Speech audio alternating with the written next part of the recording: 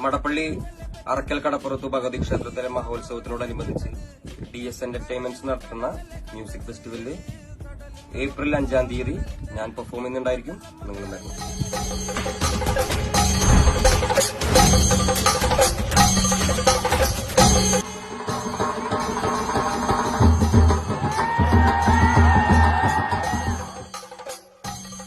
பகரம் ஒரு காட்டுல ஒரு குட்டியான அம்மா கூட சந்தோஷமா சுத்தி நிறுந்துச்சா.